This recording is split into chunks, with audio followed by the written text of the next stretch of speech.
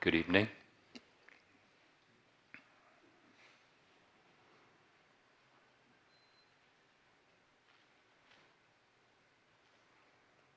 Despite my better judgment, I decided to start this talk with a joke. And it's one of those jokes that it's how it's told, Like that's what really makes it funny. And I think I'm going to screw that part up. But amazingly, it has a relevance to the part of the Genjo Koan that I'm going to talk about. Is this okay, the sound volume? Okay. So here's the joke. Someone told me this in the spring when I was teaching in Eastern Europe.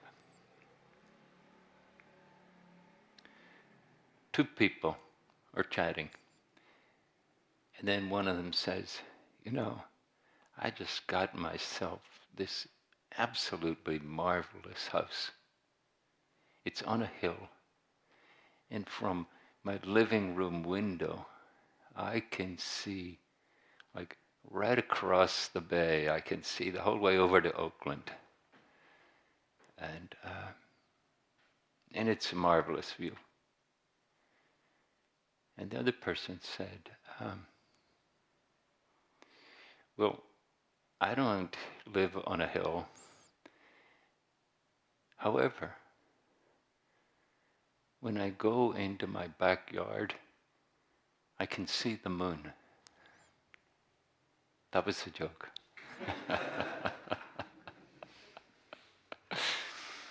And I must confess that when I heard it told, I laughed.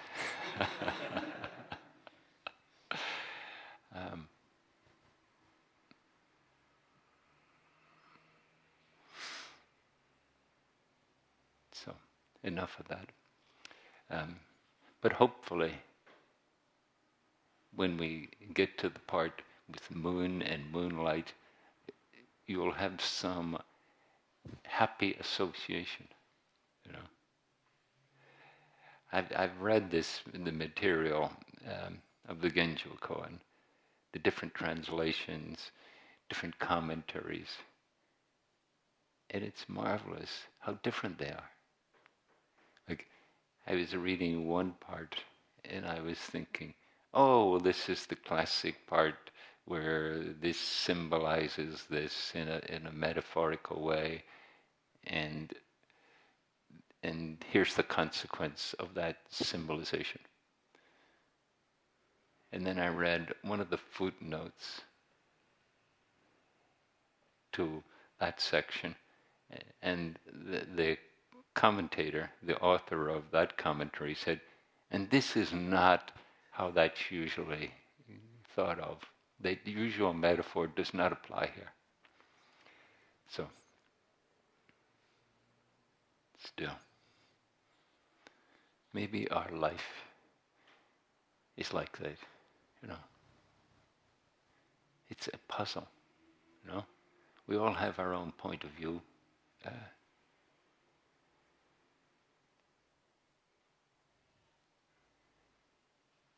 And it can sort of draw us into a kind of mixed up mess. And yet, the first sentence of this part is like this. I'll read Kaz Tanahashi's and then Nishijima's version. Then you can see in your mind which one you think, well, that's the better one, or that's more accurate, or maybe they'll both sound like gibberish to you. When you see forms or hear sounds fully engaging body and mind, you intuit Dharma intimately. Unlike things and their reflections in the mirror, And unlike the moon and its reflection in the water, when one side is illuminated, the other side is dark. Okay, it's one translation. Here's the other translation.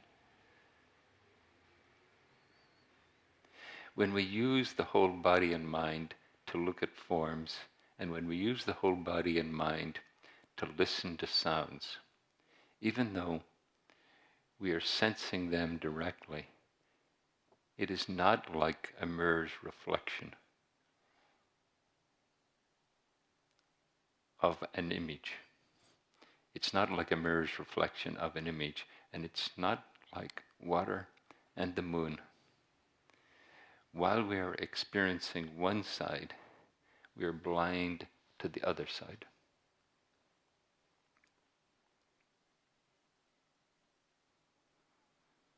As some of you know, sometimes we turn Kaz Tanahashi's, that was the first translation I read, we turn it into a chant. And especially at Zen Mountain Center, Tassajara, we chant it every 5 days. So there's a certain resonance in our mind of the first version we chanted.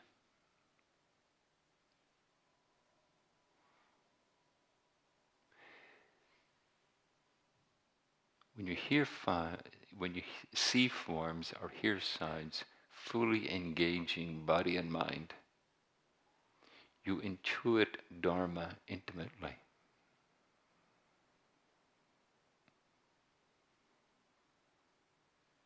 What is it to see or hear with full body and mind? What is it to engage anything with full body and mind? I have a friend who, for most of his life, practiced in the Gurdjieff tradition. And once he told me they came together for a weekend, and someone had written his brother, who was also a member of the Gurdjieff Sangha, he had written his brother a letter. And Gurdjieff says, for the whole weekend, we're going to chant that letter. And there's something about giving our body and breath time and time again. Something starts to become familiar to them. It's almost like a muscle memory or a mental memory.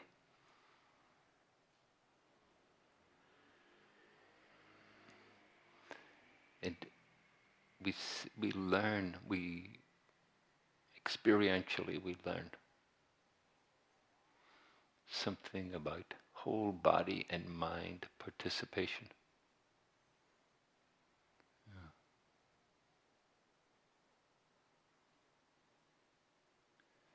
I was thinking, before I came down, I was thinking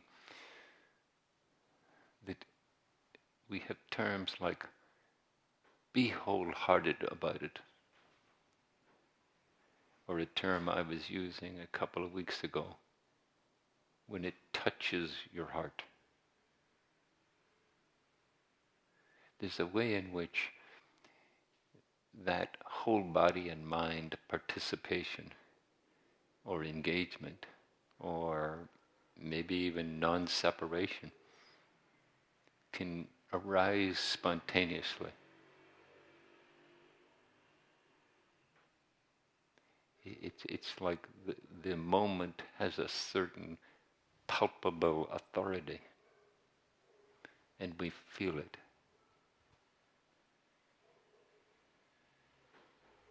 Like coming in to the Buddha Hall to give a lecture, and all these Buddhas sitting there.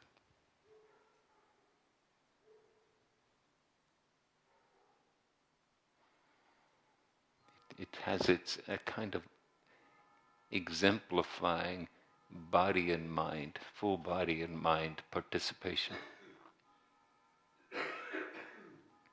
And it's interesting because our opening chant puts the emphasis on the participants. I vow to hear the Tathagata's words. It's like saying, well, even though you're sitting here, you're still invited and maybe challenged to listen and hear with your full body and mind.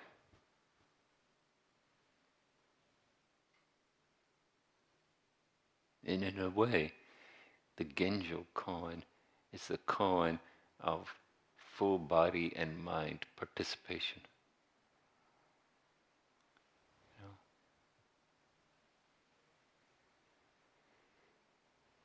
Is it an act of concentration? Or is it an act of giving your body over it completely?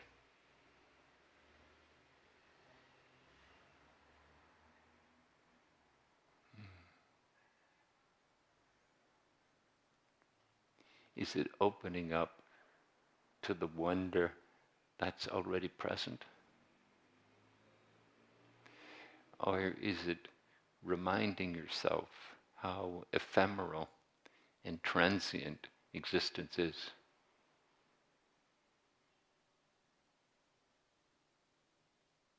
And living this moment.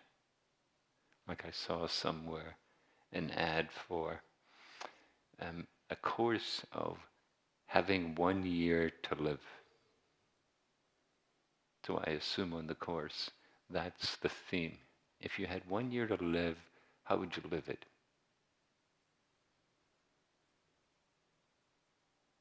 What about if you had 1 week to live? What about if you had this moment to live and there was no guarantee how many future moments you had? How about you're living here and nowhere else? There isn't a part of you that's living somewhere else.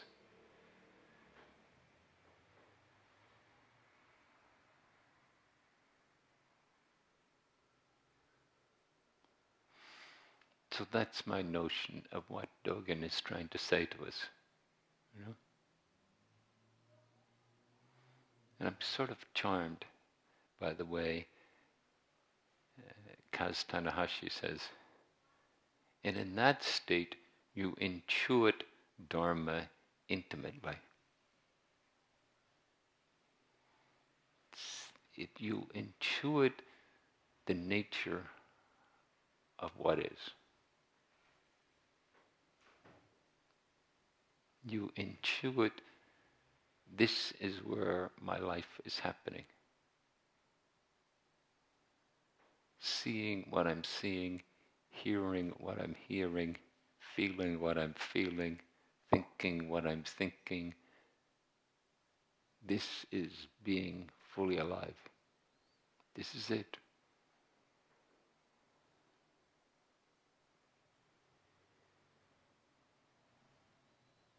And then Kaz goes on to say, unlike things and their reflections in the mirror,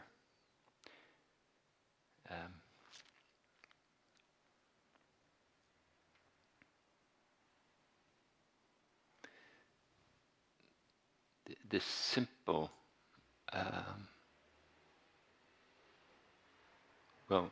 this is what it is, and here it is, and I can see it, and touch it, and feel it.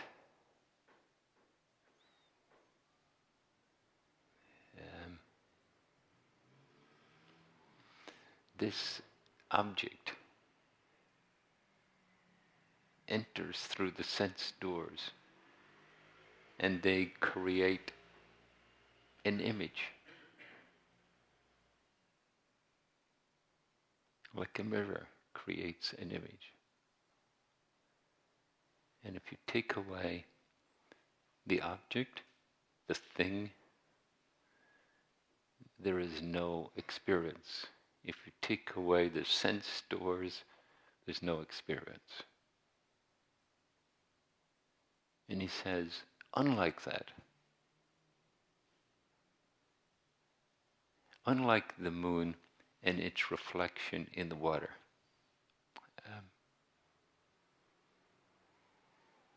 a kind of a play on,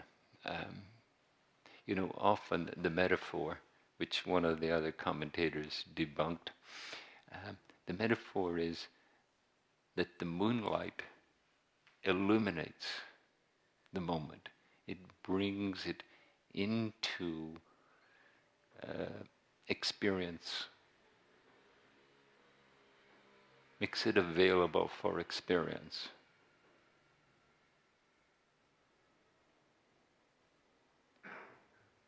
And the moonlight shines on the water, and without making it anything else other than just what it already is, it illuminates it. So this is a very common metaphor in the Zen world of how to describe the activity of awareness. And Dogen says, unlike things and their reflections in the mirror, and unlike the moon and its reflection in the water,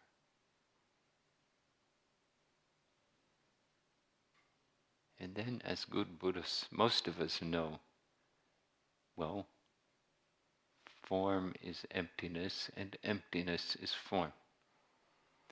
But he said, instead of saying, and both sides illuminate each other, and together,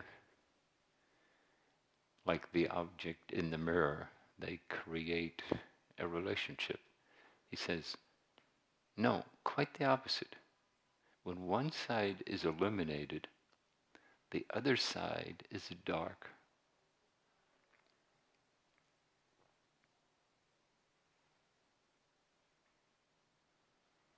When we're in the throes of the subjective,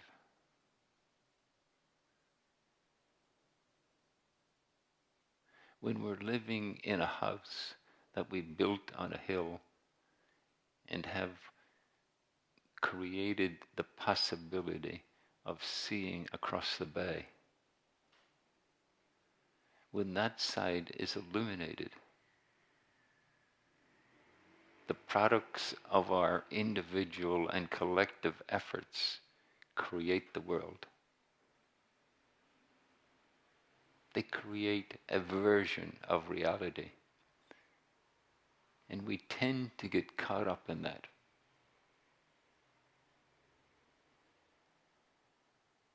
We tend to forget, yes, you can see the whole way over to Oakland from Pacific Heights or somewhere like that.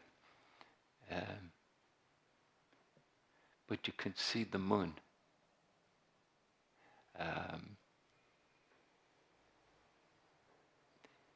Beyond your doing, beyond your human agency, our collective human agency, there is a vast world of being. There is an enactment of wholeheartedness in being that includes the whole universe.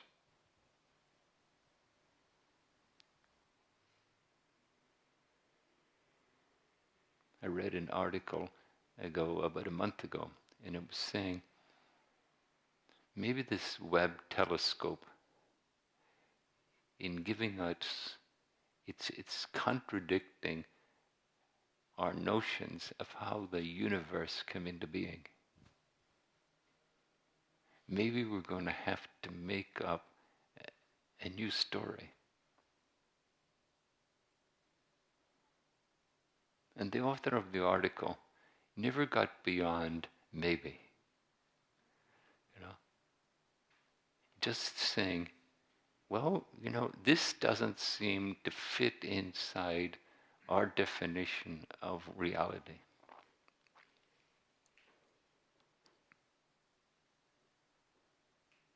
When we live in that definition of reality, something else that's illuminated and something else is in the dark. And our universe is a wonderful example.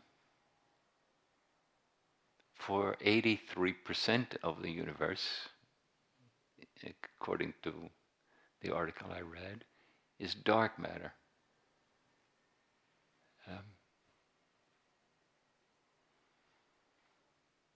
Dogen's saying, these two aren't always these two sides of the singular version of reality that is now, and this endless potential of interbeing that includes this moment, and this moment is simply a blink in 15 billion years.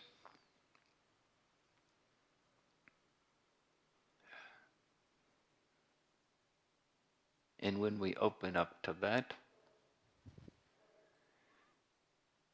when we open up to the endless interbeing of everything,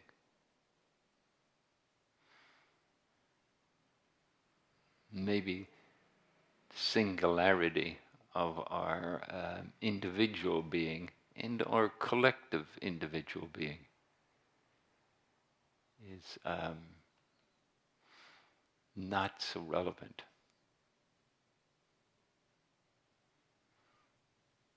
So, and all that to set the stage for the next paramita. But bear all that in mind. Maybe you can just remember the joke, even though none of you laughed. I'll tell the person who told me next time I see him. I'll say to him, I told that story at the start of a Dharma talk. Really didn't work.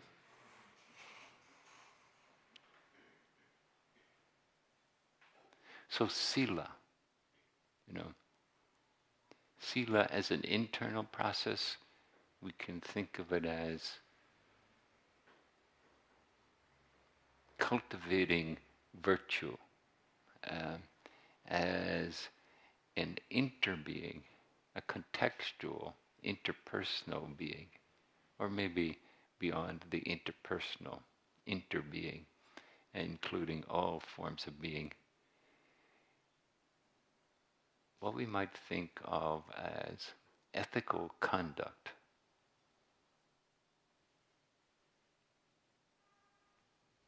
And then,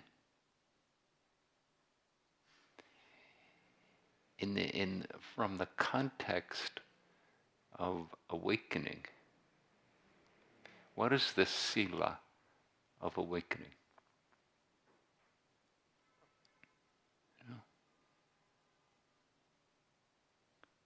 There's a place in one of Suzuki Roshi's many talks where he said, sometimes we break the precepts to keep the precepts. And I think many people have got themselves into trouble holding that one and using it to get and do what they want.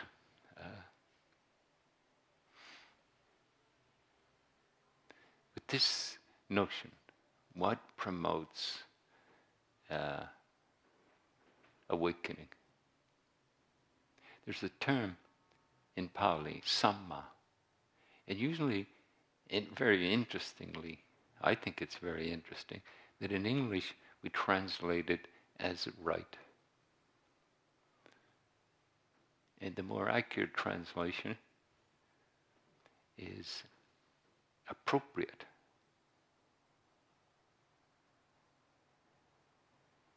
Appropriate view, appropriate intention, appropriate Sila or Shila. You know, what is the appropriate way of being that invites this interplay of singular existence and boundless all existence? You know, how does it stimulate for us that wholeheartedness, that full engagement?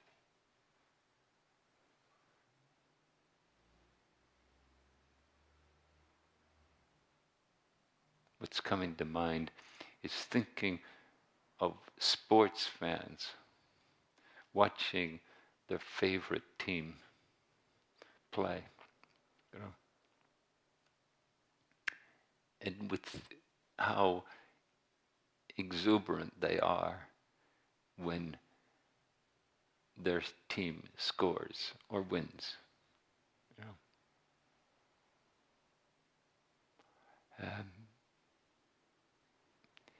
Sometimes our wholeheartedness is in the service of our preferences. And then Sila, you know, the discipline of Sila, the request of Sila to illuminate the virtue of the moment.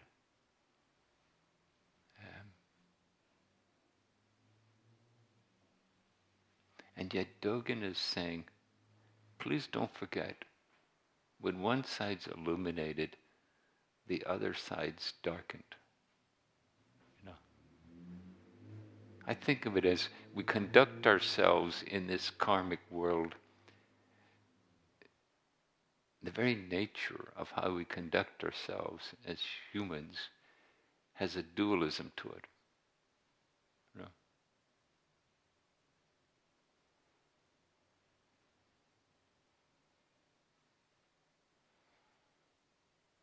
Like one of Dogen's early questions in his own life was, well, if everyone has Buddha nature, why do we even have a concept of practice? You know, if we're just living in the suchness of the moment, do we need to intend anything?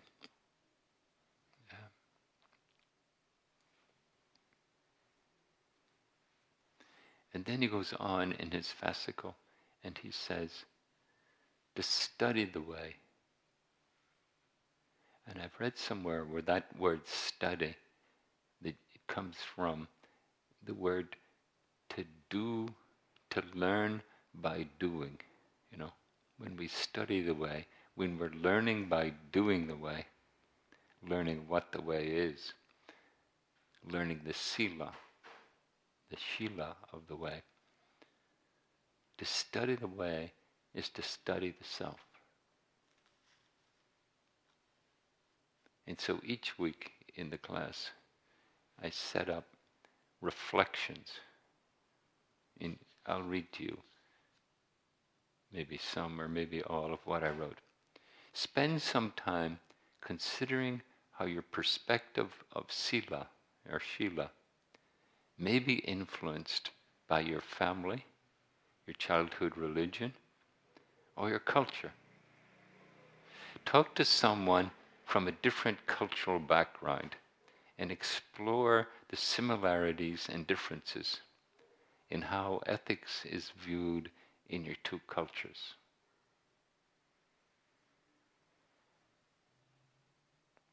Yeah.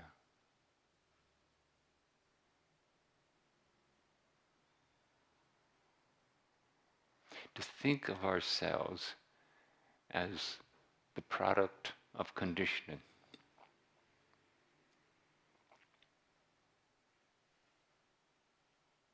You were born somewhere, and you grew up somewhere, and you were somehow participating or influenced by some kind of culture.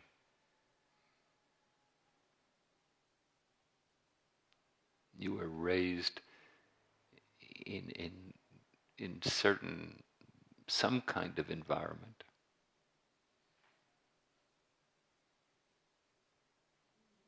To study the way is to study the self.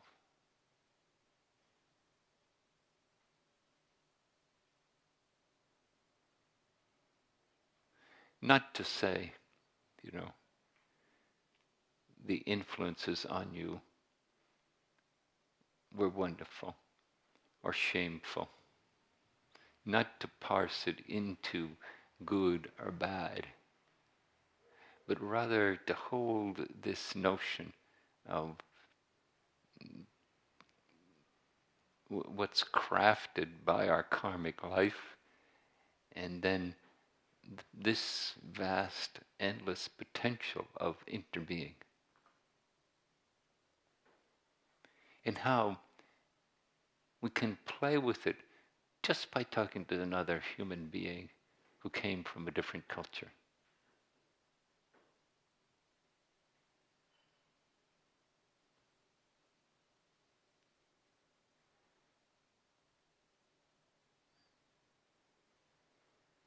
So I'd encourage you to reflect on that and maybe take a risk.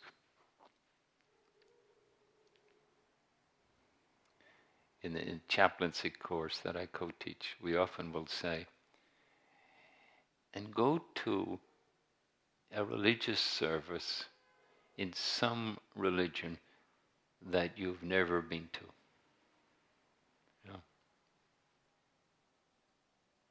And then for good measure, we also say, or you could go to an AA meeting if you've never been.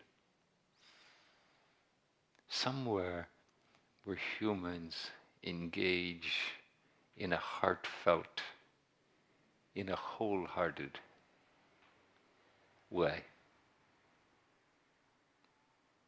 That they hold up something and say, this is significant in a human life. This is worth valuing. This is worth remembering. This is worth engaging.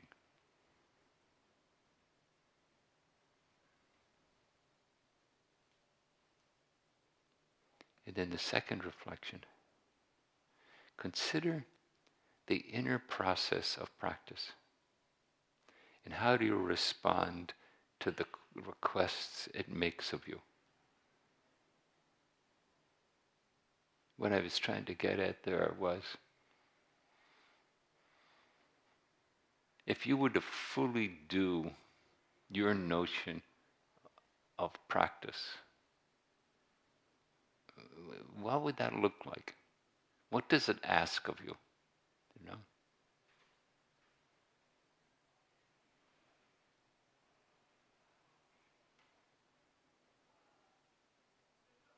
What is it to engage Sila, in a way that's wholehearted?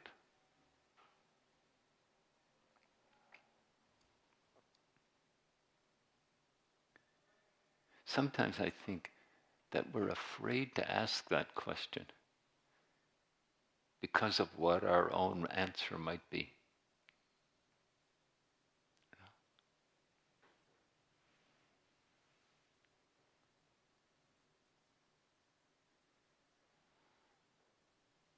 Well, if that's the case, wouldn't it be wonderful to explore that?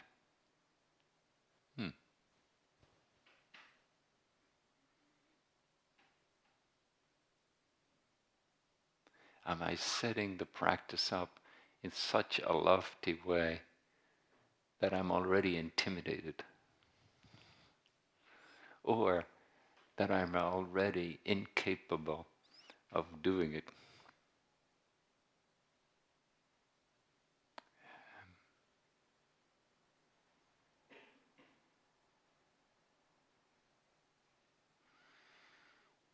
does that open up a new realm of possibility?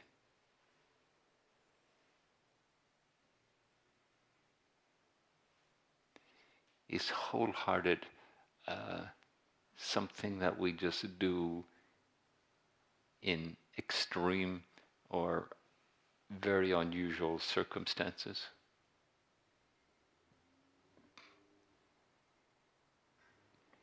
Or is it just standing on the roof and looking out over the city? Or just listening deeply to another human being and realizing that they live in a world the same as I do, but their way of living in it is embodied in a different personality. And it creates a whole different set of behaviors and judgments and attitudes. Yeah.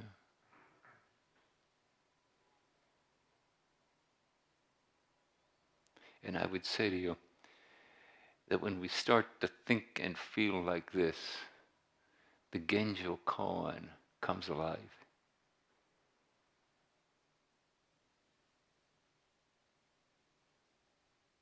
It's like this existence is just amazing. And all the things we all get up to are just amazing. You know? Sometimes we conjure up a conclusion and we're utterly convinced by it. That we enact Dogen saying, and when one side's illuminated, the other side's darkened. When you're utterly convinced by the world according to me, the world according to other, the world of possibility disappears.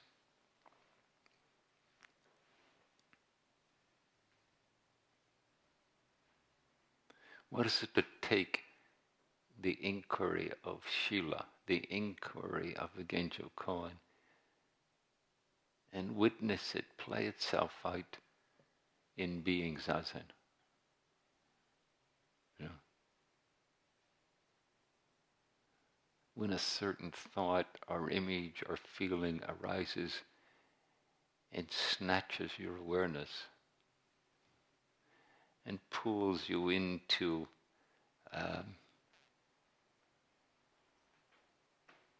a dreamlike state.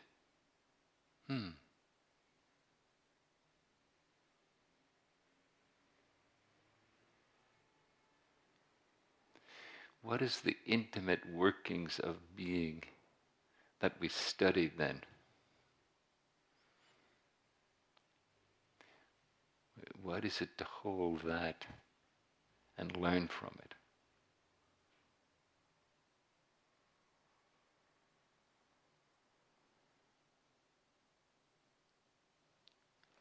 Then the next line I offered was, what important lessons do you learn from the times when you're most ethical or most unethical? Yeah.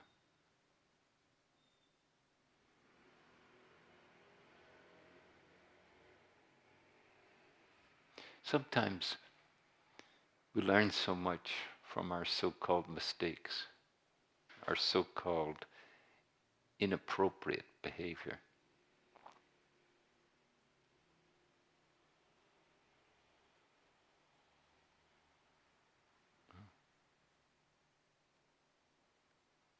What if we take them both, appropriate and inappropriate, as our teachers?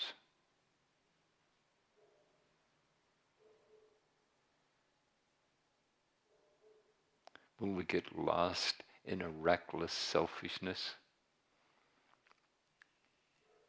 Or will something within us breathe more easily? Oh, I don't have to be perfect.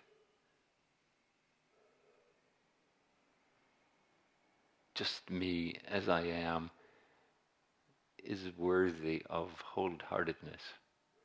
What about that?